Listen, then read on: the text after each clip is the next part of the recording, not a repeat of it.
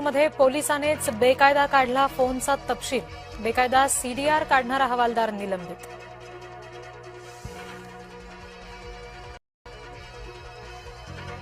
सर्वोपचार रुग्णालयाच्या नामांतराचा अध्यादेश रद्द. सर्वोपचार रुग्णालयाला अजित पवार यांचं दिलं जाणार होतं नाव. राज ठाकरेंच्या सभेसाठी भव्य व्यासपीठ, शिवाजी पार्कातील मेळाव्याची तयारी अंतिम टप्प्यात.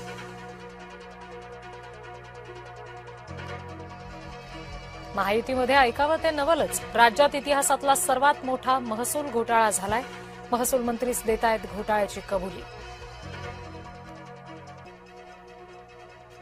नाशिकमधील ज्योतिषी बलात्काराच्या गुन्ह्यात अटकेत अशोक खरातला 24 मार्चपर्यंत पोलीस कोठडी. अशोक खरातच्या अटकेनंतर अंधारेंचे चाकणकरांवर आरोप. खरातनं स्थापन केलेल्या संस्थेवर चाकणकर संचालक.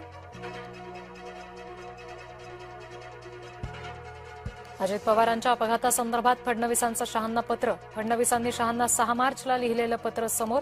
अपघात प्रकरणी सीबीआय चौकशीची मुख्यमंत्र्यांची मागणी. महायुतीकडून उशिराने का होईना आश्वासनपूर्ती. पहलगाम पीडिताच्या वारसाला अखेर नोकरी. आसावरी जगदाळे आता पुणे पालिकेत अधिकारी पदावर. अवकाळी आणि गारपिटीचा शेतीला फटका. हिंगोलीमध्ये गहू, ज्वारी, हरभरा पिकांचं मोठ्या प्रमाणात नुकसान. सरकारने नुकसानीचा पंचनामा करण्याची शेतकऱ्यांची मागणी.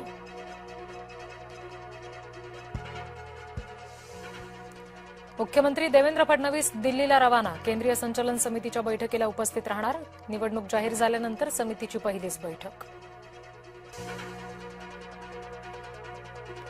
अकोल्यामध्ये ठाकरे गटाचे 6 पैकी 4 नगरसेवक शिवसेनेत. अकोल्यात ठाकरे गटाकडे उरले फक्त 2 नगरसेवक. शिंदेंच्या ठाण्यातील नंदनवन निवासस्थानी झाला पक्षप्रवेश.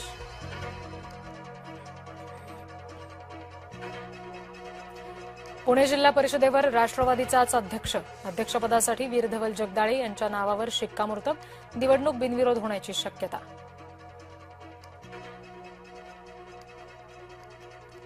आमदार निलेश राणेंना मंत्री करा. नितेश राणे यांची उपमुख्यमंत्री शिंदेंकडे मागणी.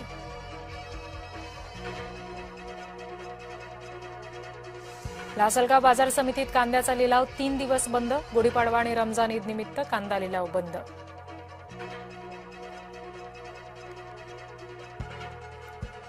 कोकणातील आंबा काजू उत्पादक चिंतेत. आंबा काजू पिकांना तापमान